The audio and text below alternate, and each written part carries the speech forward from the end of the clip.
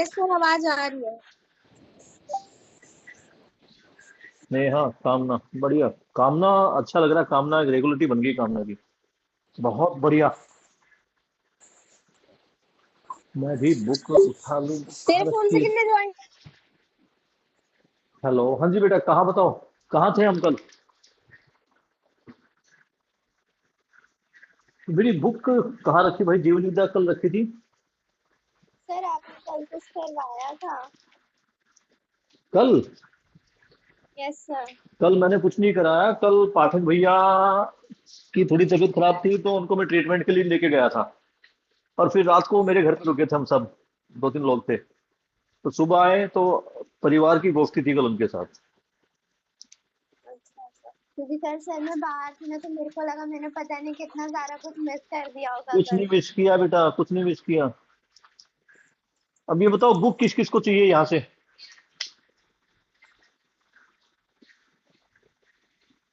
आ, ये पेज है इस बुक के, कहाँ तक है मैं तुम्हें बता दूं। तुम्हारी बुक में 130 140 लगभग 69 या 70 पेज है जो हमें पढ़ने हैं इस बुक से। ठीक है ना। ये जीवन विद्या एक परिचय है। उसके बाद बाबा जी का संवाद है इसमें। ठीक है ना।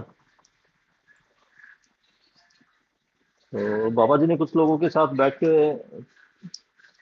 लोगों के कुछ पर्सन थे तो उनके बातें बातें की थी, तो वो सब है बाद में बात। अंजलि और अभी कौन नहीं जुड़ा।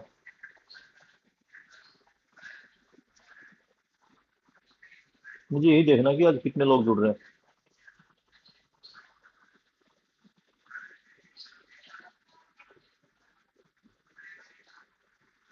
कामना, ग्रुप में मैसेज डाल दो, सर ने क्लास ज्वाइन कर ली है।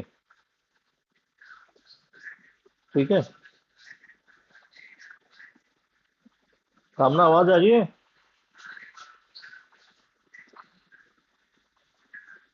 यस सर, आ रही है। मैं वही मैसेज डाल रहा हूँ सभी को। हाँ, कि सब बच्चे आ जाओ, क्लास शुरू कर रहे हैं।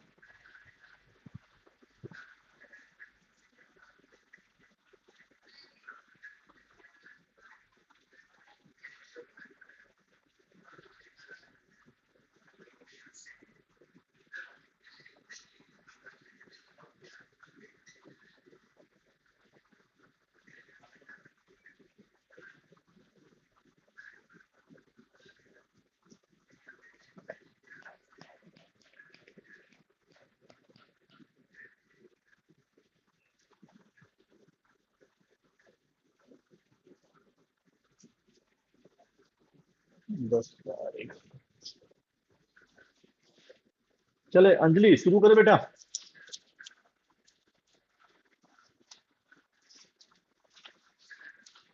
अंजलि बेटा, शुरू करें।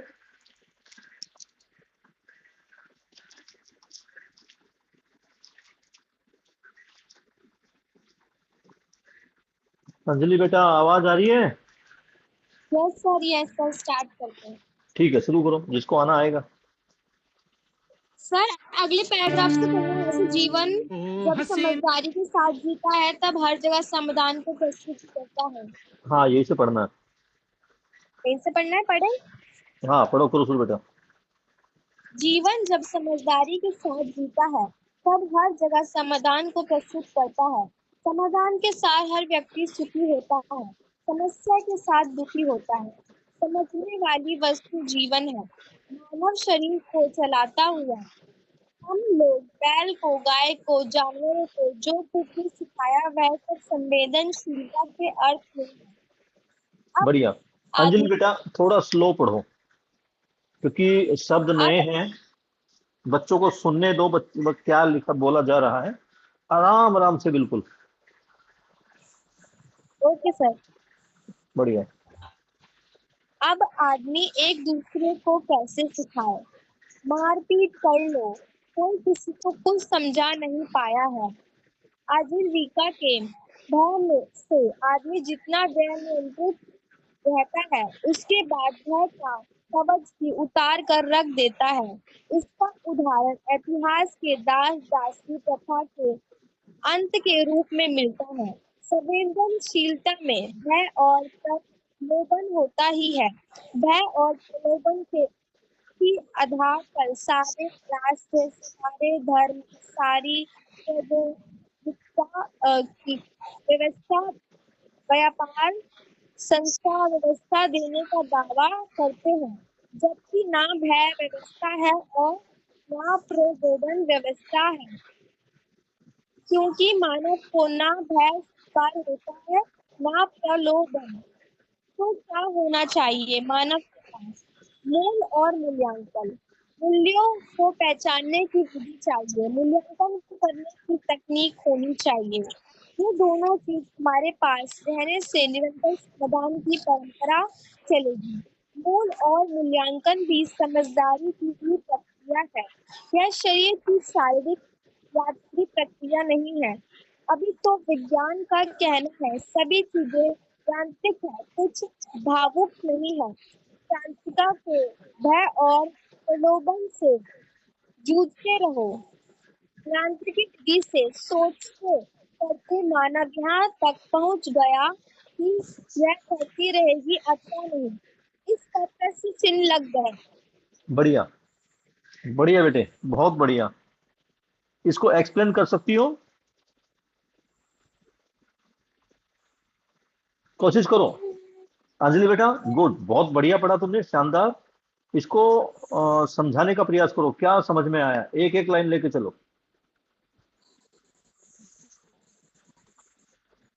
सर मैं पढ़ पढ़ के जितना समझ में आता है मैं वो बता दूं।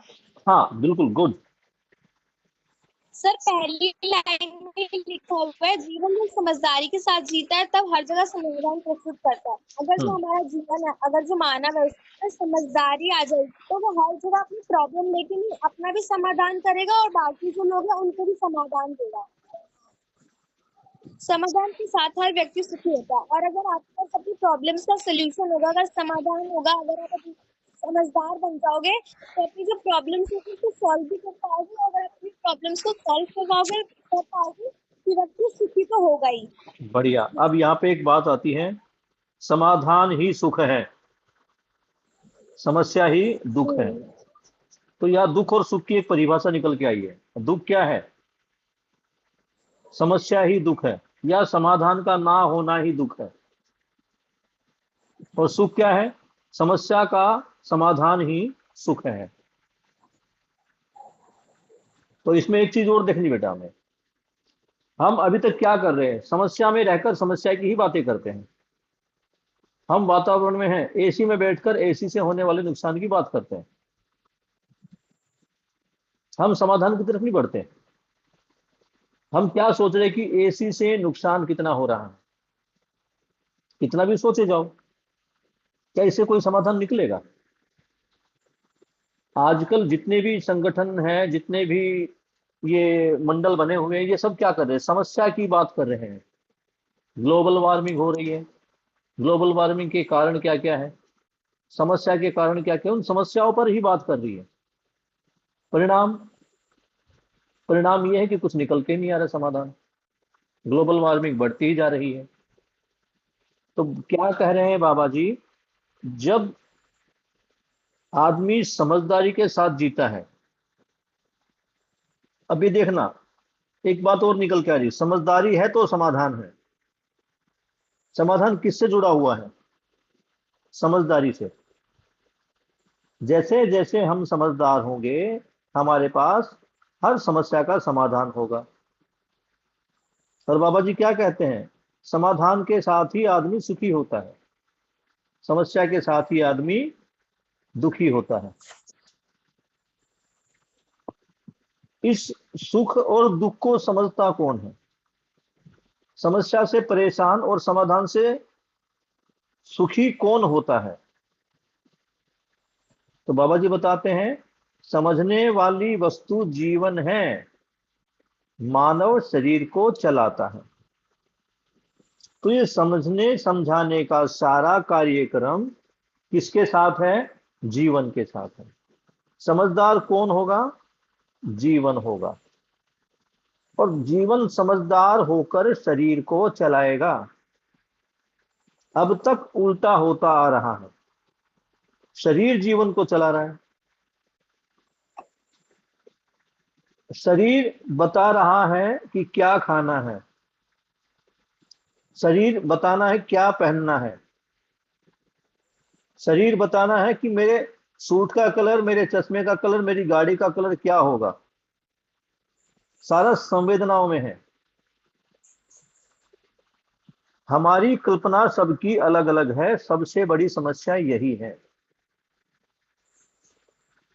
किसी का सुख, अगर पेट भरने की बात है, तो किसी का सुख पिज्जा खाकर है, किसी का सुख रोटी खाकर है, किसी का सुख गोलगप्पे खाकर है, तो किसी का सुख भटूरे खाकर है। सबका सुख अलग अलग है। क्यों? ये सुख जो जुड़ा है ये संवेदनाओं से जुड़ा है। ये संवेदनाएं शरीर मूलक है। हम लोग बैल को, गाय को और जानवरों को जो भी कुछ सिखाया वह सब संवेदनशीलता के अर्थ में ही है। मानव ने जीव जंतुओं को जो सिखाया उनसे वो जीव जंतु समझदार नहीं हुए, वो संवेदनशीलता में ही है। और उनको सिखाना भी संवेदनशीलता है। अब ये बताओ, आदमी ने तोते को बोलना सिखा दिया तो इससे क्या हुआ? कोई क्रांतिकारी परिवर्तन आ गया या तोता समझदार हो गया? तो बाबा जी यही कह रहे हैं, हम लोग बैल को, गाय को और जानवरों को जो भी कुछ सिखाया वो संवेदनशीलता में सिखाया। अब आदमी एक दूसरे को कैसे सिखाए? हमने कुत्ते को सिखा दिया कि जंप लेके रोटी कैसे पकड़नी है, हमने बिल्ली को भी दूध पीना सिखा दिया, तोते को बोलना सिखा दिया। अब आदमी को कौन सिखाए? आपने सर्कस में देखा होगा, एक सर्कस का रिंग मास्टर होता है, वो एक छोटी सी डंडी के सहारे हाथी को और शेर को कंट्रोल करता है। मार मार के, पीट पीट के उनको समझाता है, डराता धमकाता है। तो आदमी को कैसे समझाए? मार पीट कर तो कोई किसी को कुछ समझा नहीं पाया। इस बात को देखना और समझने का प्रयास करना। जब मम्मी पापा तुम्हें समझाते हैं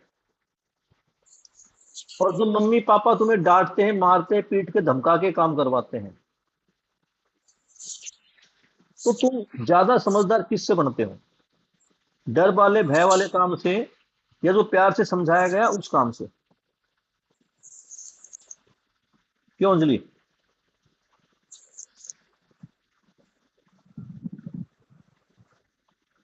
अंजलि बेटा,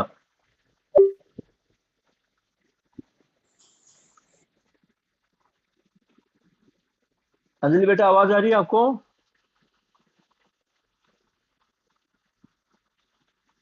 शानवी? Yes sir. तो ये बताओ बेटा, तुम समझदार, तुम्हारे अंदर समझदारी कब आती है? जब तुम्हें प्यार से समझाया जाए या मार पीट कर धमका कर समझाया जाए? सर जब अच्छे से समझाए तब। ठीक है। लेकिन कई बार मम्मी पापा की मजबूरी ये भी हो जाती है कि तुम्हें बार बार प्यार से समझाते हैं और तुम जिद्दी बन जाते हो, बच्चे अपने ही चलाते हैं, फिर क्या किया जाए? इसकी तरफ भी देखना है, थोड़ा इस पर भी सोचना क्या करें। तो बाबा जी क्या कह रहे हैं, मार पीट कर किसी को कुछ नहीं समझाया जा सकता। आजीविका के भय से आदमी जितनी देर नियंत्रित रहता है उसके बाद भय का कवच भी उतार कर रख देता है।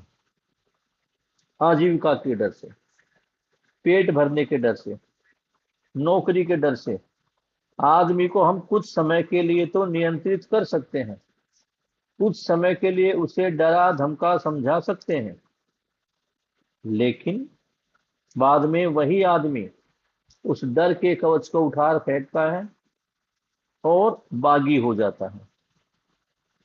इसका तुमने देखा ही होगा। कई बार फिल्मों में भी दिखाया जाता है, कई बार कहानियों में सुनने को मिला है, इतिहास भी इन कहानियों से भरा पड़ा है।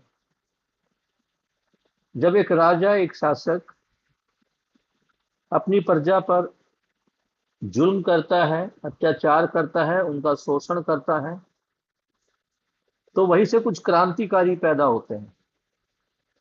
और वो क्रांतिकारी जिनको डरा धमका के रखा गया था, वो उस डर के कवच को तोड़ देते हैं, बगावत कर बैठते हैं और राजा का तख्ता पलट कर देते हैं, अपने आप राजा बन बैठते हैं। बाबा जी कहते हैं इसका उदाहरण इतिहास में दास दासी प्रथा के अंत के रूप में मिलता है। एक दास प्रथा थी बेटे। इस दास प्रथा में क्या होता था, हम किसी देश पर हमला करते और वहां के लोगों को मंडी में लाके बेचते थे, और लोग उनको नौकर नौकरानी के रूप में खरीदते थे, काम करवाते थे उनसे, जानवरों की तरह उनके साथ व्यवहार होता था। अब आदमी कब तक डरेगा, कब तक भय में रहेगा। भय टूटा, लोगों ने, इन दासों ने बगावत की, तख्ता पलट हुआ और सब आजाद हुए। संवेदनशीलता में भय और प्रलोभन होता ही है।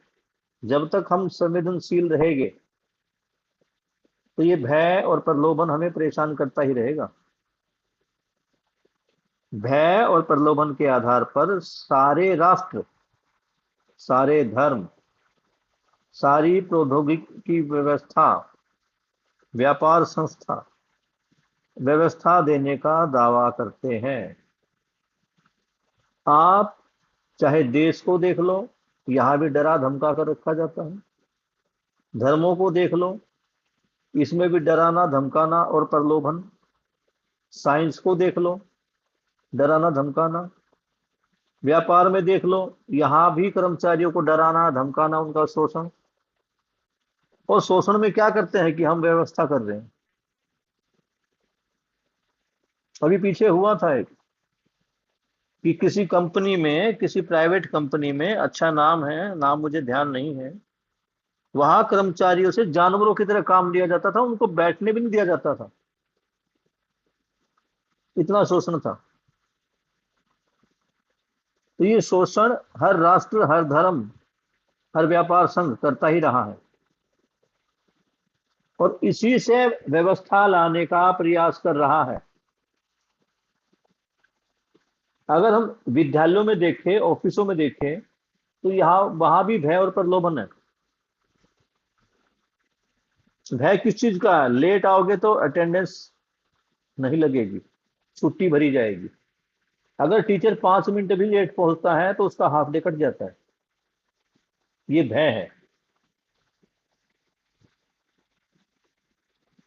बच्चे अगर 1-2 मिनट लेट होते हैं तब भी, लेकिन इसका मतलब ये नहीं है कि व्यवस्था नहीं बनाए रखनी। समझदारी से व्यवस्था को बना के रखना है।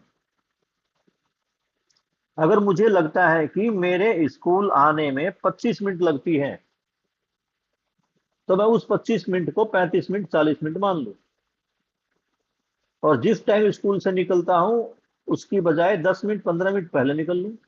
अगर मैं स्कूल में टाइम से आ गया, कोई दिक्कत थोड़ी, बेटा कोई मना थोड़ी कर देगा अंदर आने से। तो व्यवस्था भय और प्रलोभन से नहीं चलती, समझदारी से चलती है। तो बाबा जी बता रहे हैं कि ना भय व्यवस्था है, ना प्रलोभन व्यवस्था है, क्योंकि मानव को ना तो भय स्वीकार होता है, ना प्रलोभन। इसलिए मैंने आपसे पूछा था अभी कि मम्मी पापा जब प्यार से समझाते हैं तब अच्छा लगता है, तब जल्दी समझ में आता है, या वो डरा के धमका के समझाते तब अच्छा लगता है। तो यही बात बाबा जी कह रहे हैं कि डर और प्रलोभन से कुछ अच्छा होता नहीं है।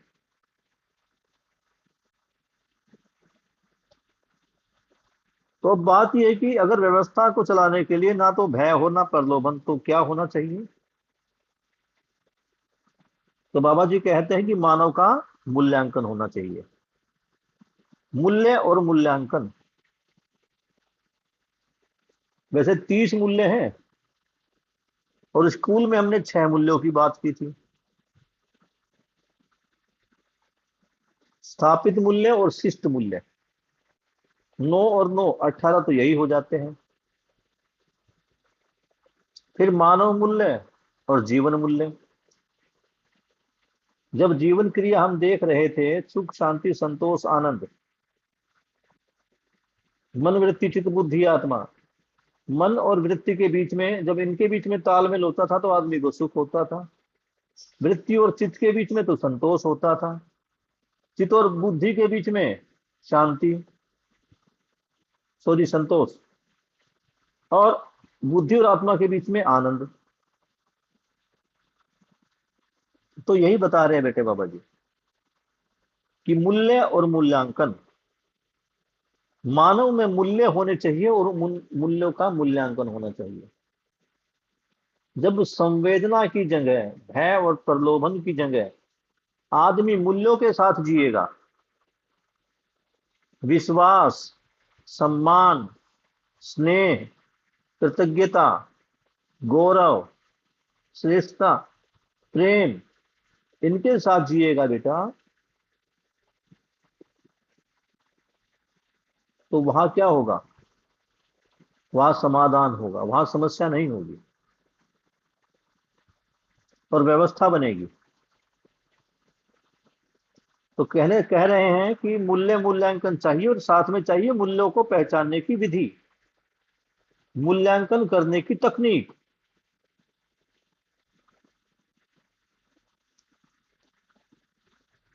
ये दोनों चीज हमारे पास रहने से निरंतर समाधान की परंपरा बनेगी।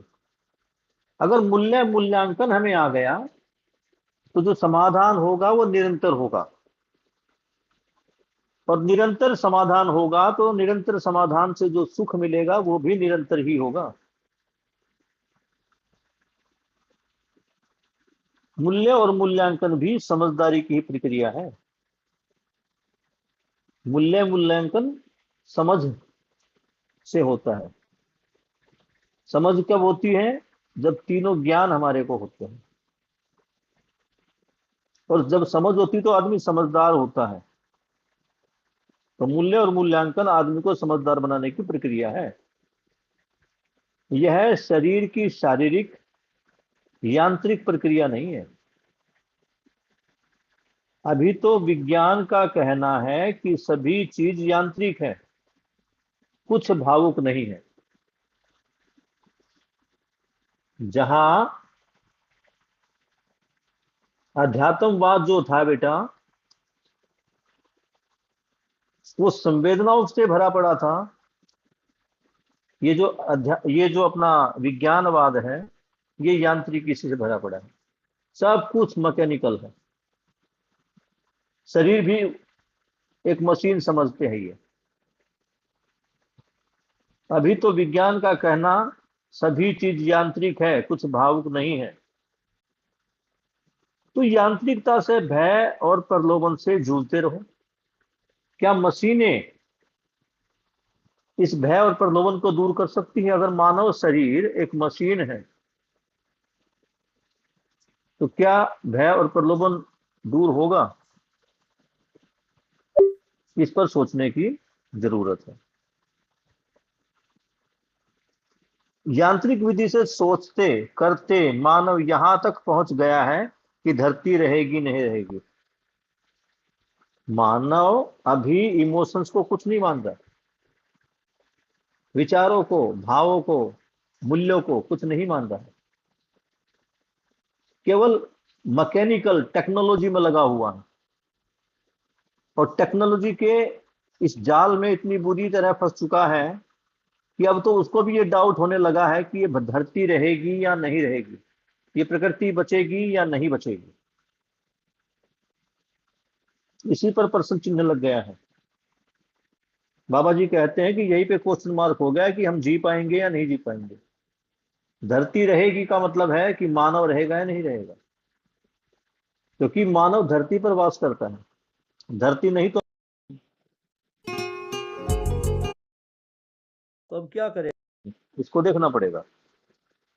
तो आगे बताते बाबा जी। अंजलि बेटा पढ़ो आगे।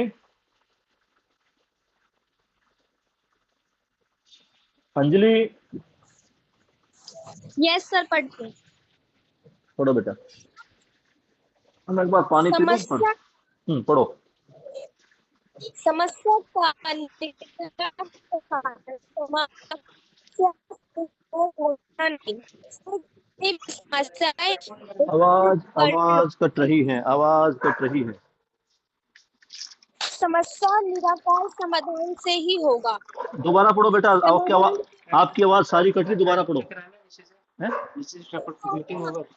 वो एक काम करो, स्टैंड के साथ वो टैबलेट उठाओ। रोहन। Yes sir.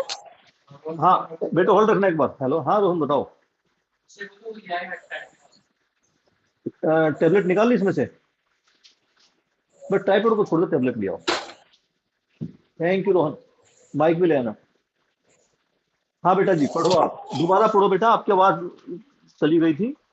यही से समस्या का निराकरण समस्या अब से। आपको हाँ अब आ रही बेटा जी, पढ़ो शाबाश। समस्या का निराकार समस्या से तो होना नहीं, कोई भी समस्या एकीकृत कर लो। समस्या का निराकार समाधान से ही होगा। समाधान के बिना हमको राहत नहीं है। बहुत बढ़िया। समाधान यही पाने यही तक रुको, मेरी कॉपी में किताब में यही तक पेज है, फिर आगे पढ़ेंगे। इसमें कहे क्या कह रहे बाबा जी?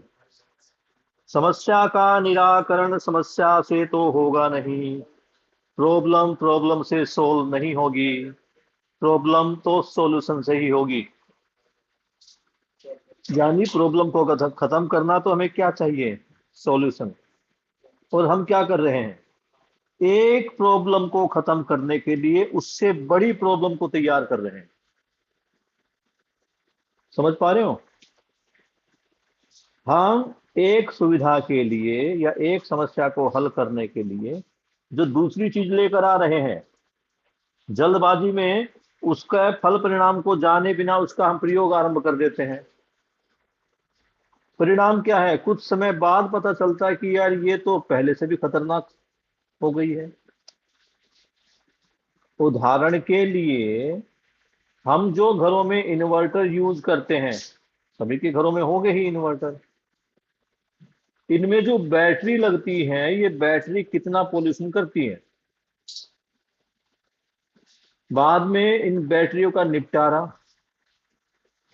यानी हमने बैटरी रखी थी कि घर में रोशनी रहे और गर्मी का मौसम है तो एक पंखा चलता रहे, लेकिन ये कितना पोल्यूशन फैला रही है, कितनी खतरनाक बीमारियों को ला रही है।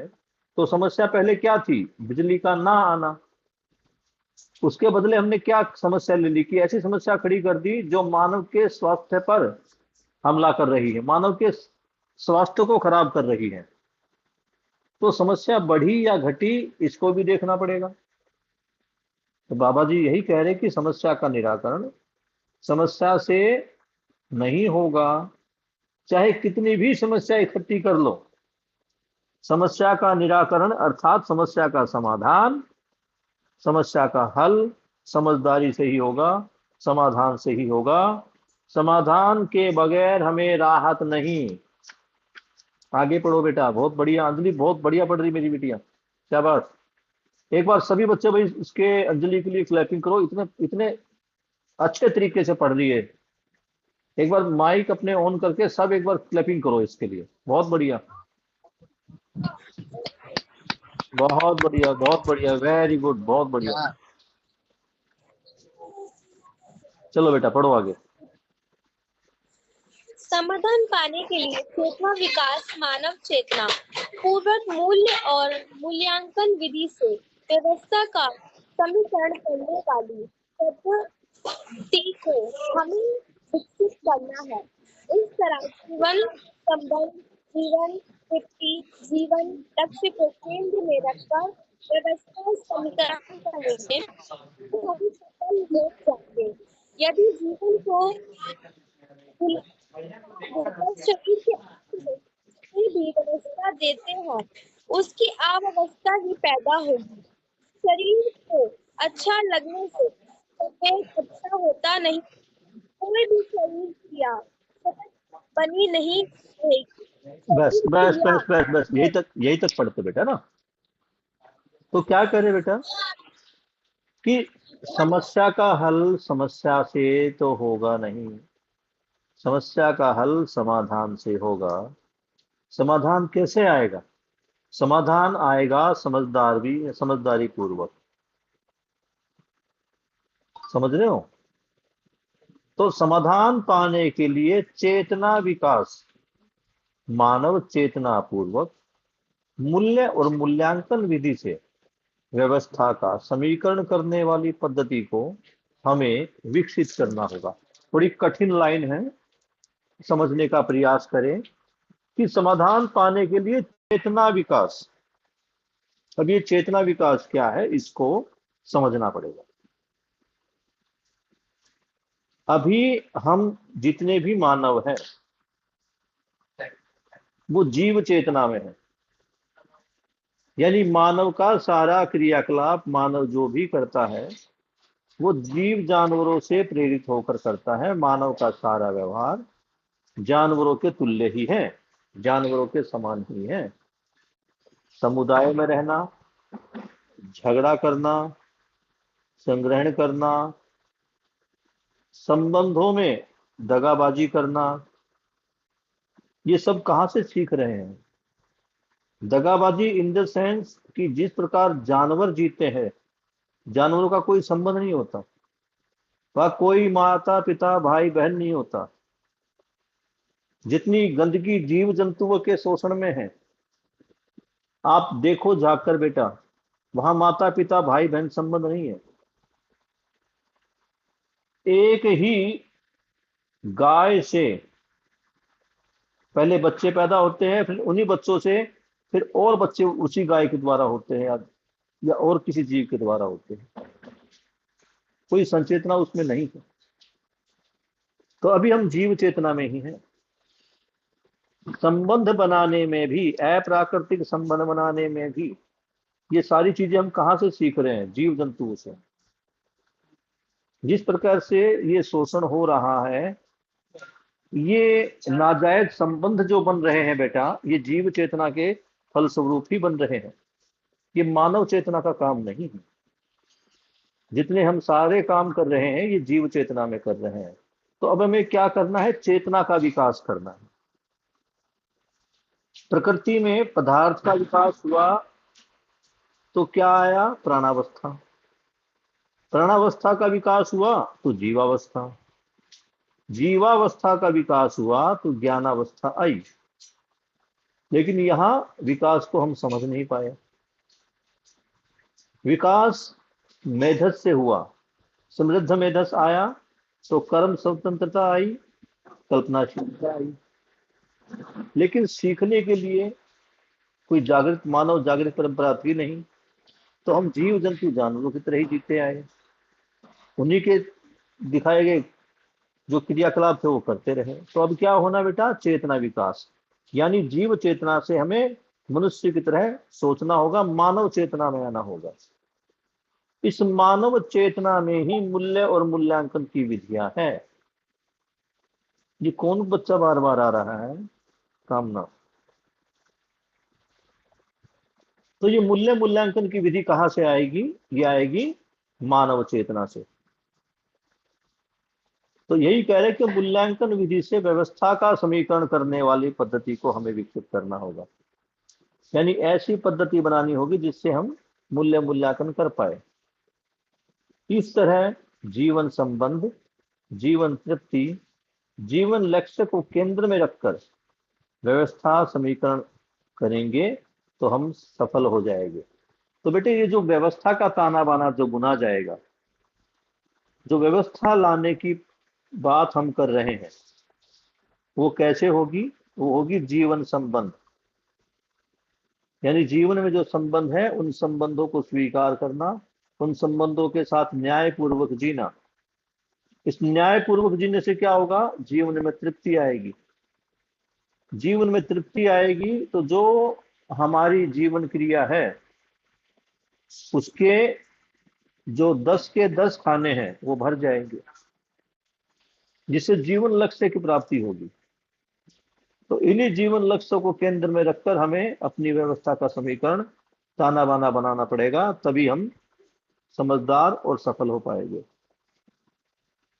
यदि जीवन को भुलावा देकर शरीर के केंद्र अर्थ में हम जितने भी व्यवस्था देंगे, उसे अव्यवस्था ही पैदा होगी। तो क्या बता रहे हैं बेटा बाबा जी? अभी तक मानव क्या कर रहा था? जीवन को भूले बैठा था, पता ही नहीं था कि जीवन भी कुछ चीज है। सारी जो व्यवस्था बनाई हुई थी वो शरीर को ही आधार मानकर बनाई गई थी, जीवन का कोई रोल था ही नहीं।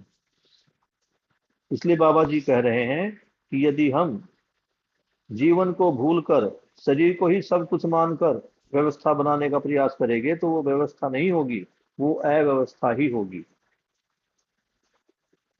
शरीर को अच्छा लगने से सदा अच्छा नहीं होता। कोई भी शरीर क्रिया सतत बनी नहीं रहेगी। तो बाबा जी क्या कह रहे हैं? शरीर जो है वो हमेशा बना नहीं रहता। जब शरीर ही नहीं हमेशा बना रहता, शरीर को एक बार एक दिन मर जाना है, नष्ट हो जाना है, गल जाना, सड़ जाना है, वापिस इस मिट्टी में मिल जाना है, तो शरीर में जो क्रियाएं चल रही हैं वो क्रियाएं भी खत्म हो जाएंगी। ये जो पांच संवेदनाएं हैं, देखो तो ये शरीर की क्रिया ही है। ये देखना, ये सांस लेना, ये सुनना, ये बोलना, ये सारी क्रियाएं हैं। जब शरीर ही खत्म हो जाएगा तो ये क्रियाएं भी खत्म हो जाएगी। तो शरीर को अच्छा लगना सदैव अच्छा नहीं होता। अभी तक हम सारे काम कौन से करते थे? जो मुझे अच्छे लगे। मुझे मतलब मेरे शरीर को अच्छा लगे। तो बाबा जी यही बता रहे हैं कि शरीर जो है उसका मरना तय है। शरीर की क्रियाएं समाप्त होना तय है, ये हमेशा नहीं रहेगी। इसलिए शरीर क्रिया को बारंबार बदलना ही है। ये जो शरीर क्रियाएं हैं ये बदलनी ही है। क्यों? क्योंकि शरीर भी बदलेगा, जीवन सतत बना ही रहेगा। तो बाबा जी क्या बता रहे हैं? जो शरीर है वो एक दिन नष्ट हो जाना है, जो हमेशा हमेशा रहेगा वो जीवन है। जीवन तो केवल शरीर बदल देता है। जिस प्रकार हमें किसी यात्रा पर जाना है, उस यात्रा तक जाने के लिए हमें 5 बसें बदलनी है। मान लो हमें नेपाल जाना है, तो हम क्या करते हैं? पहली बस कहाँ से लेंगे? शालीमार बाग से बस अड्डे के लिए। बस अड्डा जाना है, एक बस। वो बस अड्डे, उसकी लिमिट केवल बस अड्डे तक ही है। उसके बाद हमें नई बस बदलनी पड़ेगी, नई गाड़ी बदलनी पड़ेगी।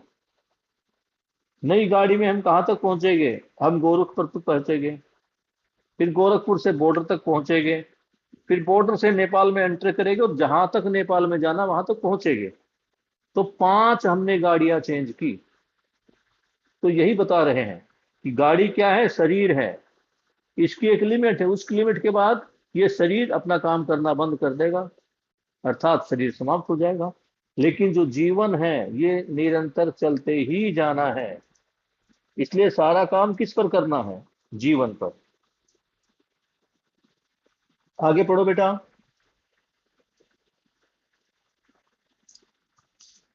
अंजलि बेटा जी। Yes sir. इसलिए जीवन के आधार पर निर्णय की सद्बुद्धि की आवश्यकता है। बेटे जीवन नहीं नहीं, सब नहीं, समृद्धि। सद्बुद्धि नहीं, समृद्धि। सर सद्बुद्धि की आवश्यकता है। अच्छा हाँ, ये सद्बुद्धि है, ठीक है। सद्बुद्धि क्या हो सकता है? जीवन सब मानव में समान है। जीवन की ताकत समान है। जीवन में बल और शक्ति अक्षय है और अक्षय, ना अक्षय सुनो। अक्षय, अक्षय अक्षय, जीव है। अक्षय। हाँ।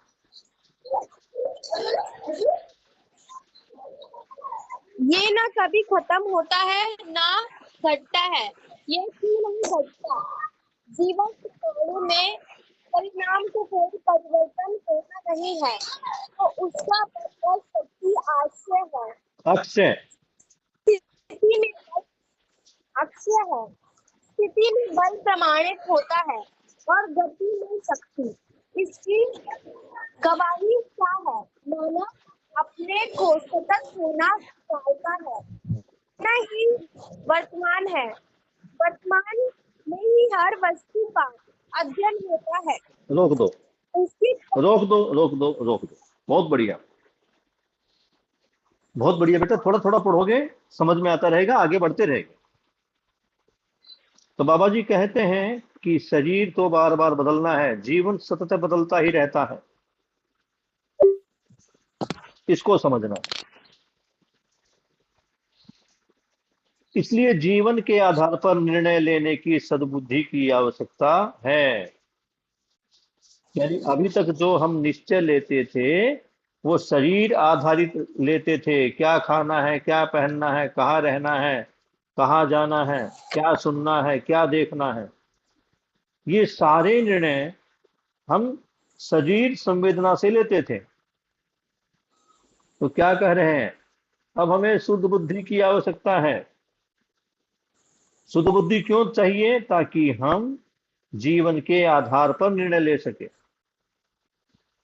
जीवन सब मानव में समान है, ये 2-3 बार बात हो चुकी है। मानव की समानता की बात हम शरीर से नहीं कर सकते, क्योंकि शरीर तो हर मानव का अलग अलग है। फिंगरप्रिंट से चेक कर लो, हर मानव के फिंगरप्रिंट अलग है। तो ये यही कह रहा है कि मनुष्य में, मानव में दो हिस्से हैं, शरीर और जीवन।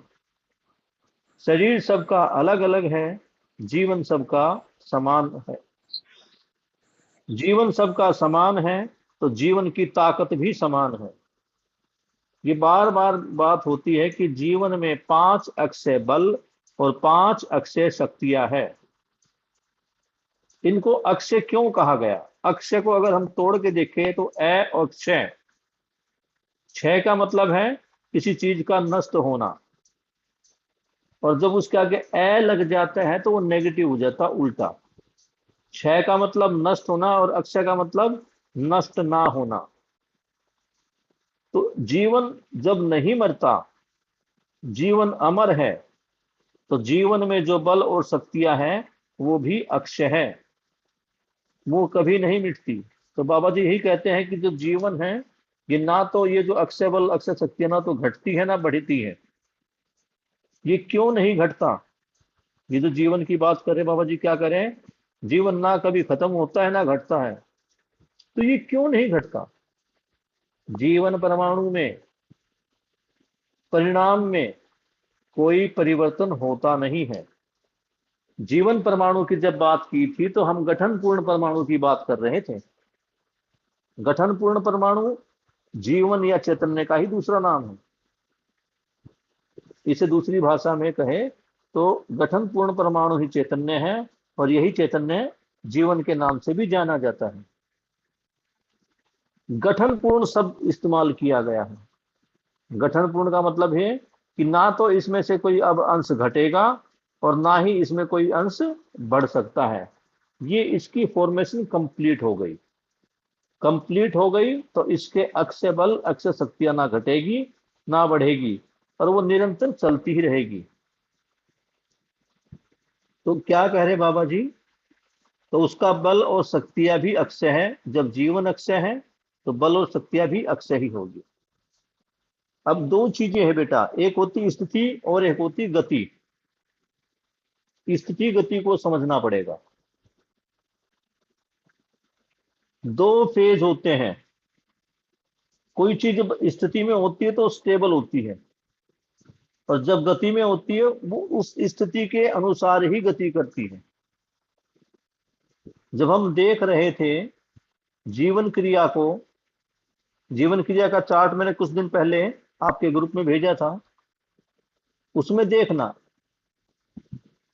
अक्षय बल जितने भी हैं, मन वृत्ति चित्त बुद्धि आत्मा, ये स्थिति में है। इसमें जो गति होती है, यानी जो काम करते हैं, वो उसकी गतियां हैं। गति में क्या है? आशा, विचार, इच्छा, ऋतंभ्रा, प्रामाणिकता। इनको देखना, ये क्या है, किस प्रकार रहती है। आशा विचार इच्छा गति में है, क्योंकि ये चलती रहती है। मन में 24 घंटे हमारे कोई ना कोई विचार चलता रहता है। इसी के कारण कहा जाता है कि ये क्या है, गति में है। वर्तमान में ही हर वस्तु का अध्ययन होता है। अच्छा, इसकी गवाही यह है कि मानव अपने को सतत स्वीकारता ही रहता है। जब तक मानव जिंदा है, मानव मत का मतलब ही है शरीर और जीवन, जब तक एक समान है, जब तक जिंदा है, एक साथ है, तब तक ये जो मैं है, ये मैं अपने आप को स्वीकारता ही रहता है। जब शरीर बीमार भी होता है, मानव बीमार भी होता है, तो क्या कहता है कि मैं बीमार हूं, मेरा शरीर बीमार है, मेरा शरीर दुख रहा है। तो ये क्या है, ये अपने आप को स्वीकार ही रहता है। होना ही वर्तमान है। मैं हूं, इस बात का होना ही है कि मैं अमर हूं, मेरा क्षय नहीं होगा। वर्तमान में ही हर वस्तु का अध्ययन होता है। बात क्या कह रहे हैं बाबा जी, कि ये तो हमेशा चलता ही है, जीवन मरता नहीं है, ये वर्तमानित है, और वर्तमान का ही अध्ययन होता है। हम किस चीज का अध्ययन करेंगे, वर्तमान का। वर्तमान का जो बना हुआ है, क्या बना हुआ है, मानव। मानव में क्या है, किसका अध्ययन करना है, शरीर का नहीं, क्योंकि शरीर तो नश्वर है। अध्ययन किसका करना है, जो कभी नष्ट नहीं होता। इन अक्षय बल अक्षय शक्तियों का ही अध्ययन है, इस जीवन का ही अध्ययन है, जीवन में जीवन होने वाली जीवन क्रिया का ही अध्ययन है। शरीर क्रिया तो क्या है, भौतिक रासायनिक क्रिया है, सबके शरीर में चलती ही है। अध्ययन अगर होना है तो वो होगा जीवन का। उसी क्रम में वर्तमान में सब जीवन समान है। जीवन सहज, बल और शक्तियां समान है। होना ही वर्तमान है। अब ये वर्तमान की बात है इसमें बेटा, यहाँ वर्तमान का थोड़ा सा अलग कंसेप्ट है, इसको समझना पड़ेगा। होना ही वर्तमान का मतलब है कि वर्तमान में चारों अवस्थाएं हर बनी हुई है। अगर मानव बना हुआ है तो इसके साथ ये चारों अवस्था, बाकी जो 3 अवस्था ये भी बनी हुई है। अगर इन 3 अवस्थाओं को कोई नुकसान पहुंचता है तो मानव भी नहीं रहेगा। अगर तुम देखो, हम एक ऐसी बिल्डिंग खड़ी करें, बिल्डिंग में सबसे नीचे वाला जो, जिसको नींव बोलते हैं, सबसे मजबूत होती है। तो प्रकृति में चारों तरफ जब तुम देखोगे तो सबसे ज्यादा मात्रा में पदार्थ पाओगे, उससे कम मात्रा में पेड़ पौधे पाओगे, उससे कम मात्रा में जीव जंतु पाओगे, और सबसे कम मात्रा में मानव को पाओगे। मात्रा मतलब संख्या की दृष्टि से, काउंटिंग में। लेकिन सबसे कम होकर भी मानव ने पूरी प्रकृति को हिला डाला, पूरी प्रकृति का बैलेंस उसने खराब कर दिया। वर्तमान में ही हर वस्तु का अध्ययन होता है। उसी क्रम में वर्तमान में सब में जीवन समान है। वर्तमान में तुम देखोगे जितने भी मानव है, बार बार बाबा जी एक ही बात कर रहे हैं कि मानव में शरीर और जीवन है। शरीर सबका अलग अलग है, जीवन सबका समान है। जो समान है उसी का अध्ययन होना है। जीवन सहज, बल और शक्तियां समान है। जीवन समान है तो उसमें बल और शक्तियां भी समान है। चौथी बात, जीवन का लक्ष्य ये क्या है। जब सब में जीवन समान है, अक्षय बल और अक्षय शक्तियां समान है, तो जीवन का लक्ष्य भी सबका समान ही होगा। शरीर का लक्ष्य अलग अलग हो सकता है, जीवन का लक्ष्य सबका समान ही है। और वो लक्ष्य क्या है, वो लक्ष्य ये है कि हर आदमी सुखी होना चाहता है। सबका लक्ष्य सुखी होना ही है। इन चारों बातों को ध्यान में रखने की आवश्यकता है। कौन कौन सी चारों बातें? इसमें चार बातें आई है, उसको ध्यान में रखना जरूरी है। कौन कौन सी बातें कोई बता सकता है? नंबर एक, शरीर नश्वर है। नंबर दो, जीवन अमर है। नंबर तीन, इसमें अक्षय बल और अक्षय शक्तियां हमेशा बनी रहती है और वर्तमानित रहती है। ये शक्तियां कभी नष्ट नहीं होती, ना घटती है ना बढ़ती है। और ये कि मानव में शरीर सबके अलग अलग होते हैं, जीवन सबका समान होता है। समान होने के कारण ही अक्षय बल अक्षय शक्तियां समान है। और चौथी बात कि मानव लक्ष्य समान, हर मानव का एक ही लक्ष्य है। ये बार बार हम स्कूल में करवा भी चुके हैं, शिविर में भी करवा चुके हैं। अगर यहाँ लक्ष्मी बैठी होगी तो लक्ष्मी की क्लास में भी हमने करवाया है। हर आदमी सुखी रहना चाहता है, तो सारा कार्यक्रम ये सुख के लिए है। और सुख कहाँ है? समाधान में। समाधान किसको चाहिए? शरीर को या जीवन को? क्यों श्याम बेटा? जीवन को। जीवन को। तो सारा कार्यक्रम किसके लिए है? जीवन को।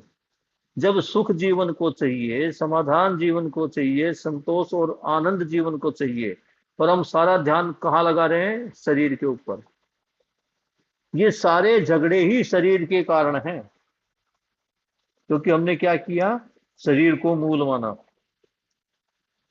तो बाबा जी इसी की बात कर रहे हैं कि सबका लक्ष्य समान।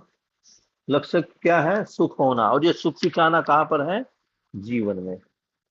तो इसी पर हमें सारा काम करने की जरूरत है। सारा जो फोकस होगा वो कहाँ पर होगा? जीवन में। समझ पा रहे बेटा जी? आज तक का इतना ही हमारा अध्ययन था। अब अगर किसी बच्चे का कोई सवाल है वो पूछ सकता है।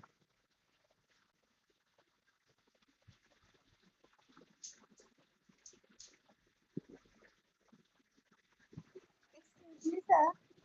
बोलो बेटा जी। सर मैंने लास्ट क्लास में मेरे 2 क्वेश्चन रह गए थे, मैं वो पूछ नहीं पाई थी। पूछ ली बेटे, अब पूछ ले, कोई बात नहीं।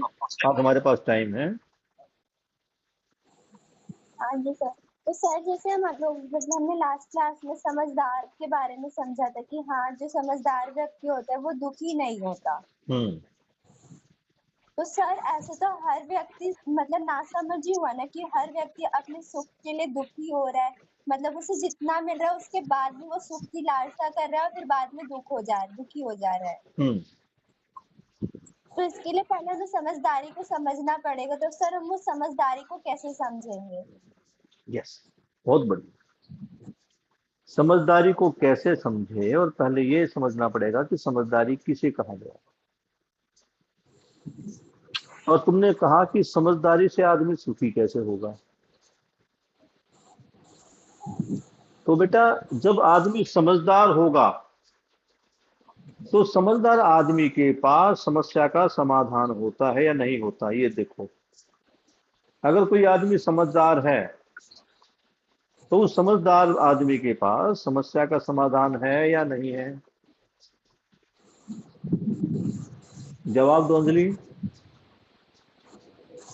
Yes sir. जब आदमी समझदार होगा तो उसके पास समस्या का समाधान होगा या नहीं होगा? सर होगा समाधान, क्योंकि ठीक, समझदारी कनेक्ट है समाधान से। गुड, बिल्कुल। समझदारी कनेक्टेड है समाधान से। तो जब आदमी समाधान जिसके पास होगा उसके पास कोई समस्या रहेगी? नहीं सर, जब वो समझदार होगा तो उसका समाधान होगा तो उसका समस्या नहीं होगी। अगर समस्या होगी तो वो उसको समझदार समाधान ढूंढेगा क्योंकि वो समझदार है। बढ़िया। तो जब समस्या नहीं होगी तो आदमी के पास सुख होगा या दुख होगा? सर सुख होगा। तो बस यही तो करना है। इस सुख और दुख को जानना पड़ेगा। सुख क्या है, कहाँ है? तो मेरी एक वीडियो है यूट्यूब पे, मैं तुम्हारे को शेयर करूंगा, उसमें बताएगा कि ये सुख क्या है और ये सुख कैसे मिलता है। समझदारी है और समझदारी कहाँ है। अभी तक जितने भी हमने सुख और दुख देखे हैं, जिनको सुख या दुख समझा है, वो सारे सुख दुख शरीर से संबंधित है या जीवन से संबंधित है? देखो सोच के, अभी के हालात में, वर्तमान हालात में जो भी हमारे दुख है, जो भी हमारी पीड़ाएं हैं, वो शरीर को लेकर है या जीवन को लेकर है?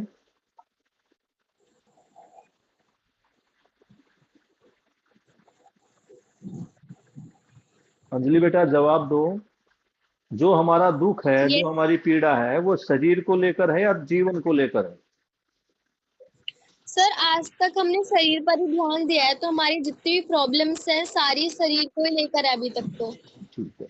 ये शरीर हमेशा हमेशा बना रहेगा या एक दिन नष्ट हो जाएगा? नहीं सर, शरीर नष्ट हो जाएगा। शरीर नष्ट हो जाएगा तो पीड़ाएं भी उसके साथ चली जाएगी। समझ रहे हो ना? हम्म। तो अब हमने सारा टारगेट ही गलत ले रखा था। हमने गाड़ी ही गलत पकड़ रखी थी। हमें चाहिए था सुख, लेकिन उस गाड़ी में बैठ गए जो सुख की तरफ नहीं, दुख की तरफ लेके जा रही थी। तो अब हमने यहां पर अपनी लाइन चेंज करनी पड़ेगी। हमें शरीर मूलक ना होकर जीवन मूलक देखना पड़ेगा। अगर कोई तुम्हें ये कह दे कि तुम अमर हो, तुम कभी नहीं मर सकती, तो क्या तुम्हें मरने का डर लगेगा? नहीं सर, अगर कोई बोल देगा कि मैं अमर हूँ तो मैं सोचूंगी अब तो मैं मरूंगी नहीं, तो मुझे किसी चीज का डर ही नहीं रहेगा।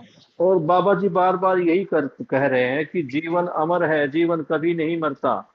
जीवन में अक्षय बल अक्षय शक्तियां हैं जो कभी खत्म नहीं होती। शरीर रहे ना रहे, जीवन रहेगा। आज भी हमारे चारों तरफ पता नहीं कितने हजारों लाखों जीवन घूम रहे हैं, और वो काम कर जिंदा है। वो जीवन जो है, वो गठन पूर्ण परमाणु है, चैतन्य का ही है। वो अमर है, वो घूम ही रहे हैं हमारे तरफ। और ये भी नहीं कि वो स्वर्ग में, नरक में, वो विष्णु भगवान के लोक में, वो कृष्ण भगवान के लोक में गए हुए, नहीं, यही सब है आसपास में। इस पृथ्वी पर या किसी उस धरा पर जहां पर जीवन है, जीवन तो है ही। क्या कहा मैंने? जहां पर जीवन है, यानी जीवन तो है ही। जीवन को ये देख लो, जीवन, तुम मान लो, तुम समझ जाओ तुम अमर हो, तो मरने का डर खत्म। क्योंकि मरता क्या है? शरीर है, जीवन नहीं मरता। और कितने आनंदित वस्तु है ये कि मैं अमर हूं। आदमी यही तो चाहता था कि मैं अमर हो जाऊं, मोक्ष पा जाऊं। पा लिया मोक्ष, लग गया पता। जीवन अमर है, अक्षय बल अक्षय संपत्ति संपन्न है, ये नष्ट नहीं होती। ये समझ जाना, ये समझ जाना कि सारे दुख का कारण शरीर है, तो मेरा ध्यान शरीर पर नहीं जाएगा, मेरा जाएगा ध्यान जीवन पर। जीवन में क्या चाहिए? जैसे शरीर की खुराक भोजन है, रोटियां है, दालें हैं, फल है, ऐसे ही जीवन की खुराक क्या है? जीवन की खुराक है ज्ञान। जीवन की खुराक है समझदारी। इसको समझदारी से पोषित करता रहूंगा तो मेरा जीवन समझदार हो जाएगा। जीवन समझदार हो गया, इसका मतलब जीवन में समाधान आ गया। जीवन में समाधान आ गया मतलब खुशी आ गई, सुख आ गया। और सुख आ गया तो सारी पीड़ा चिंता दूर है। तो सारा टारगेट, सारा काम किस लिए है? केवल और केवल समझदारी के लिए।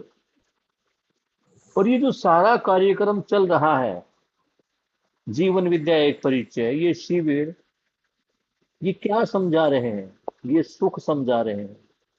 सुख कहाँ है? समझदारी में। समझदारी कहाँ पर है? व्यवस्था में। और व्यवस्था में क्या है? सुख है। सारे पेड़ पौधे जीव जंतु सारे किस चीज में है? व्यवस्था में है। व्यवस्था में कैसे हैं? कि पेड़ पौधे बड़े हुए, इनको बकरी ने खा लिया। क्योंकि अगर बकरी इनको खाने के लिए नहीं होती तो पूरी पृथ्वी पर पेड़ ही पेड़ होते हैं। ये जितने भी पेड़ पौधे पत्ते खाने वाले जीव जंतु हैं, ये प्रकृति में संतुलन के लिए हैं। तुम्हें क्या लगता है ये इन पेड़ पौधों का शोषण कर रहे हैं? नहीं, ये पोषण कर रहे हैं।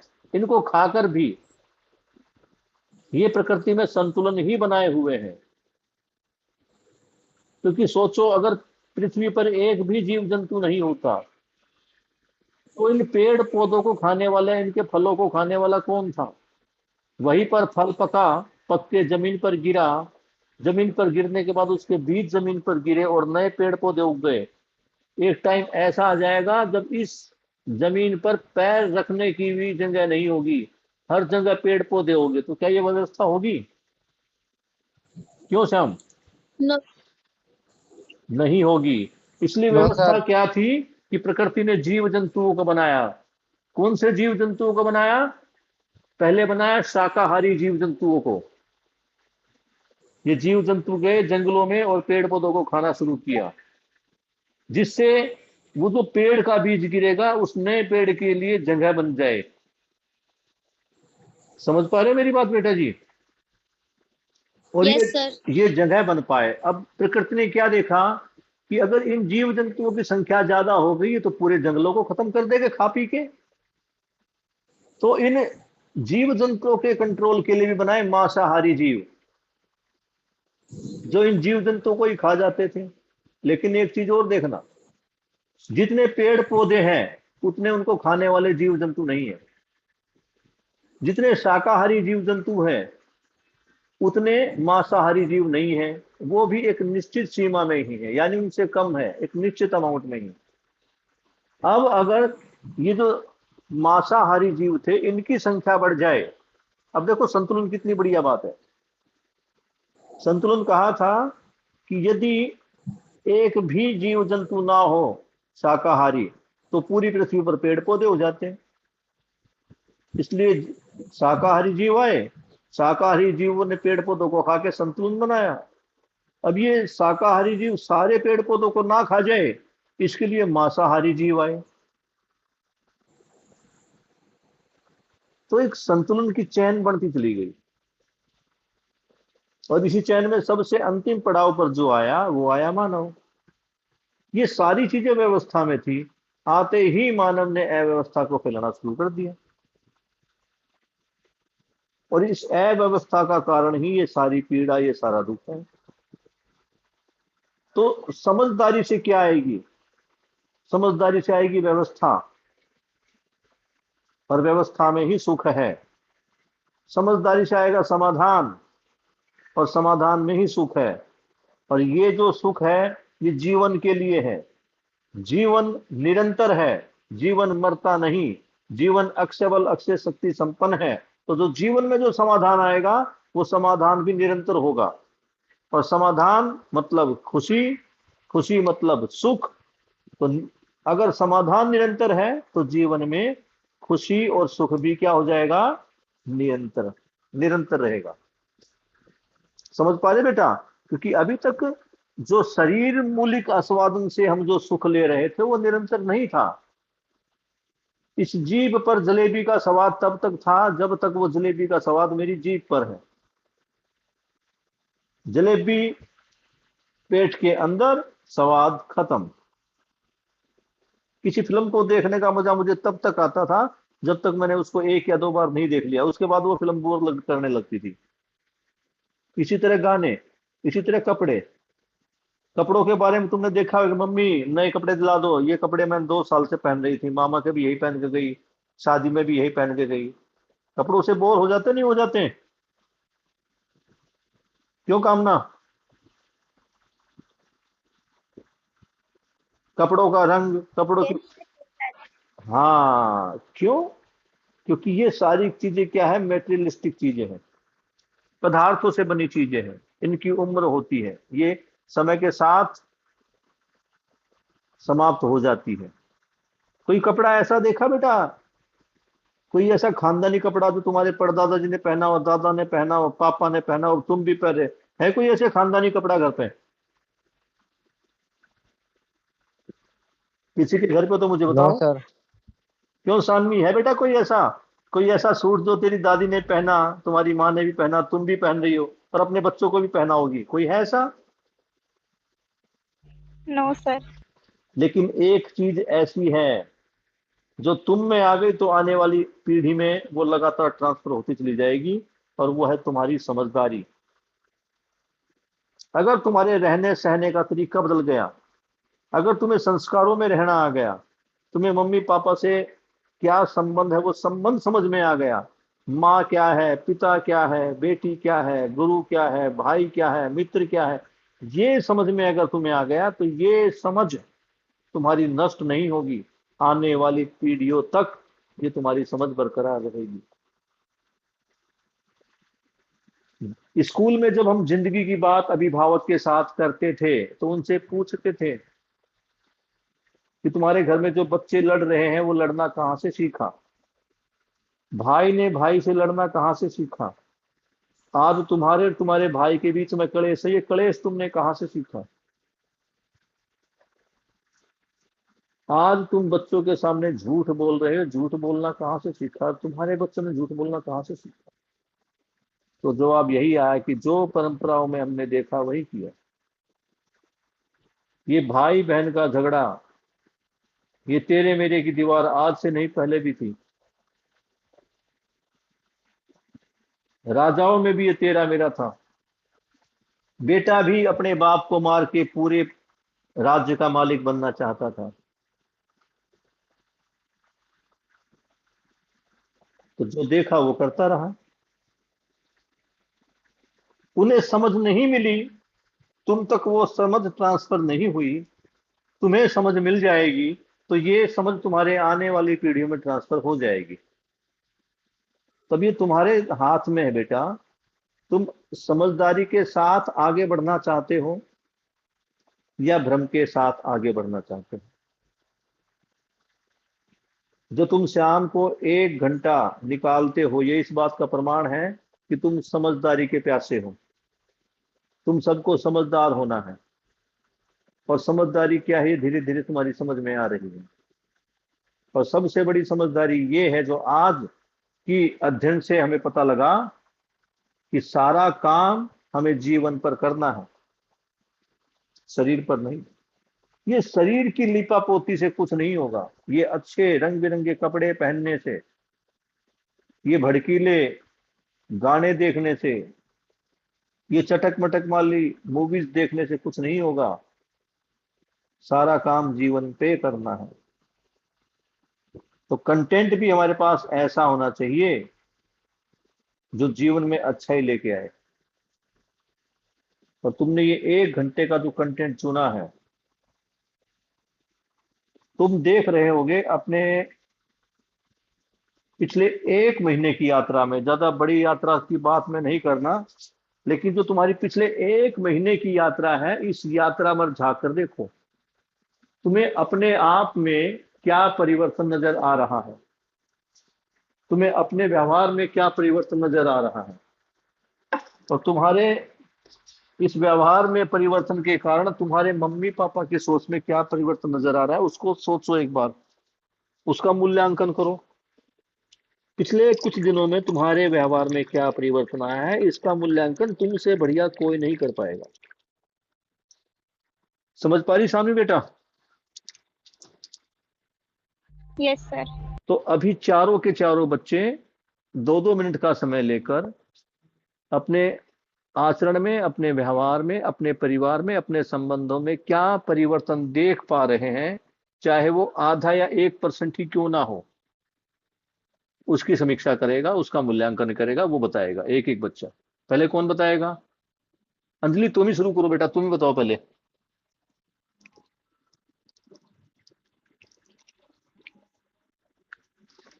अंजलि बेटा आवाज आ रही मेरी? Yes sir. तो तुम बताओ, तुम अपने अंदर अपने परिवार संबंधों में क्या अंतर महसूस कर पा रही हो? सर जैसे पहले क्या होता था कि मैं अपने भाई बहनों को पढ़ाती थी ना, तो मैं उनको बहुत डांटती थी और वो बच्चों को मारती भी थी बहुत ज्यादा। हम्म। लेकिन अब मेरी समझ में आ गई कि उनको मारने से, उनको डांटने से वो लोग नहीं सीख पाएंगे ठीक क्या से। बात है, अब वो क्या लोग बात है, एक बहुत बढ़िया। हम्म। अब वो लोग एक बार पूछते हैं, 2 बार पूछते हैं, 3 बार पूछते हैं, जितनी बार पूछते हैं उतनी बार उनको प्यार से बताने की कोशिश करती हूँ और मैंने भी देखा है कि उनको प्यार से बताती हूँ ना तो वो लॉन्ग तक तक पढ़ाई भी कर पाते हैं, और वो अब लाइक ओपन अप भी हो गया है कि वो बार बार मुझसे पूछ सकते हैं, और उनकी सीखने की जिज्ञासा आ गई है कि अगर हम उससे पूछेंगे तो वो हमें बताएगी, और अगर और ज्यादा लॉन्ग टर्म पढ़ाई कर पा रहे हैं तो ये एक मैंने देखा है अपने बढ़िया, भाई बहनों के साथ। बढ़िया। और ये और देखो। मम्मी के साथ। बोलो, यस सर। बोलो बेटा जी, बोलो आप। हाँ। हाँ, मम्मी के साथ मैंने ये देखा है कि पहले जैसे मम्मी कुछ काम बोलती थी तो मैं कुछ काम अपना कर रही होती थी, पढ़ाई से रिलेटेड या कुछ भी, तो मैं मना कर देती थी कि नहीं मैं नहीं कर रही, मैं अपना काम कर रही हूँ। लेकिन मुझे ऐसा लगता है कि 2 मिनट अगर मैं कर दूंगी, आधे घंटे की हेल्प कर दूंगी, तो उनको भी अच्छा लगेगा, और जो मैंने हेल्प करी मैं उनके लिए लाइक यूजफुल हो पाई, तो वो उससे मुझे भी खुशी हुई कि चलो मैंने मम्मी की हेल्प कर दी, और मेरा काम तो आधे घंटे बाद भी हो जाएगा, 1 घंटे बाद भी हो जाएगा। मैं तो पूरे दिन फ्री हूँ, लेकिन मम्मी की थोड़ी सी हेल्प कर देते हैं तो उससे उन्हें भी अच्छा लगेगा, मुझे भी अच्छा लगेगा। और लाइक मानव का एक पॉइंट ये भी होता है कि अगर आप किसी के लिए यूजफुल हो पा रहे हो तो वो बहुत ज्यादा अच्छा रहता है आपके लिए। और मानव का एक पॉइंट भी है कि वो उनका लक्ष्य ये है कि यूजफुल हो पाए, सुखी रह पाए, लोगों की मदद कर पाए, तो ये एक चीज है। बढ़िया। आज बाबा जी ने यही तो कहा जो तुमने अपने भाई बहन के साथ व्यवहार किया। बाबा जी ने यही कहा हाँ। कि भय और प्रलोभन से समझदारी नहीं आई। भय और प्रलोभन से केवल और केवल क्रांतियां हुई है, झगड़े बढ़े हैं। एक वो फिल्म थी शायद मैरी कॉम, उसमें भी कहा गया एक डायलॉग है, मुझे बड़ा अच्छा लगता है कि इतना भी मत डराओ साहब कि डर ही खत्म हो जाए। है ना? तो ये डर अगर खत्म हो गया तो क्या होगा? लड़ाई झगड़े क्रांतियां, ये रूस में क्रांति देख लो, या भारत में 1857 का विद्रोह, या आजादी के लिए लड़ाई। इसका कारण क्या था? भय और प्रलोभन। भय और प्रलोभन के सहारे उन्होंने व्यवस्था खड़ी करने की कोशिश की, और आज फल परिणाम क्या है? वो देश में नहीं है, आज अपना राज है। अगर ये हमारे नेता जो फिलहाल राजनीति में हैं, ये भी अगर भय और प्रलोभन करते हैं, डरा डरा के ये उल्टे सीधे काम करते हैं, तो इनका अंत भी होना ही है, आज नहीं कल। नियम का तो बेटे बदलेगा नहीं, नियम तो नियम ही रहेगा। और नियम क्या बताया बाबा जी ने? भय प्रलोभन से व्यवस्था नहीं बनती। और अंजलि तुमने तो करके देख लिया। हाँ, तो दोबारा तुम्हारे लिए मैं खुद ताली बजा रहा हूँ, बहुत बढ़िया बेटा, कि ये तुमने एक व्यवस्था बना के देखी है कि व्यवस्था भय और प्रलोभन से नहीं, प्यार प्रेम और समझदारी से बनती है। तो आज समय थोड़ा ज्यादा हो गया है। कल शाम कामना, शानवी और अंजलि बेटा, ये तुम वो जो दूसरी लड़की तुम्हारी क्या नाम है, स्नेहा, उसको भी बोलना। और कामना तुम्हें उसको बोलना, वो लड़की क्या है जो तुम्हारी जैसे गलती है, माही। माही, तुम्हें माही को बोलना है। कल तुम्हारा सबका मूल्यांकन है। ठीक है सर। मूल्यांकन ये है कि मैं अपने अंदर क्या परिवर्तन देख पा रहा हूँ, परिवार में क्या परिवर्तन देख पा रहा हूँ। और पीटीएम, सानवी के पेरेंट्स से बात नहीं हुई है, अंजलि की मम्मी से बात नहीं हुई है, और कामना की मम्मी पापा से बात नहीं हुई है। तो कोशिश करते कल किसके मम्मी पापा से बात होगी। क्योंकि तुम्हारा मूल्यांकन केवल तुम ही नहीं करोगे, परिवार के सदस्य भी करेंगे। ठीक है ना? तभी तो पता ओके लगेगा। सर। तो कल अंजलि, तुम्हारे पापा मम्मी, कामना, शानवी, तुम्हारा मूल्यांकन तुम्हारे साथ और तुम्हारे परिवार के साथ। ठीक है? Okay okay sir. Sir. Okay बेटा जी, good night. Good night good sir. Night. Good night sir.